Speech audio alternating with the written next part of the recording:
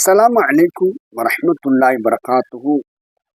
உறங்கினாய், உலகத்தை அனுபவித்தாய், உன்னை படைத்தவனை நினைக்கவில்லையே, அவனுக்காக உன் சிரம் பணியவில்லையே, அவன் பள்ளி நோக்கி உன் கால்கள் செல்லவில்லையே, அவனை பயந்து உன் விழிகள் அளவில்லையே, அவன் பாதையில் உன் பணத்தை செலவு செய்யவில்லையே, நீ உனக்காகவே உலகில் அழாத போது உனக்காக பிறர் அழுவார்கள் என்று நினைக்கின்றாயா? உனக்கென நீ இறைவனிடம் பிரார்த்திக்காத போது பிறர் உனக்காக பிரார்த்திப்பார்கள் என்று எண்ணுகிறாயா? போதும் நண்பனே, போதும், விட்டுவிடு உன் பாவங்களை. இன்பம் துன்பத்தில் முடிகிறது, அன்பு பிரிவில் முடிகின்றது, வாழ்வு மரணத்தில் முடிகின்றது. மரணத்தின் பின் உன் நிலை என்ன என்பதற்கு நீதான் விடை காண வேண்டும்.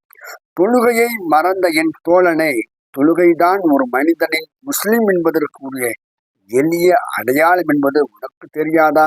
அது அவனிடம் இல்லாவிட்டால் தீன் மார்க்கம் அவனிடம் இல்லை என்பதையும் நீ அறிய மாட்டாயா? தோழா, தொழுதுகொள்.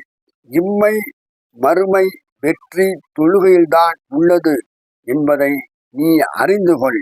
அல்லாஹ் உனக்கு அருள் புரிவானாக.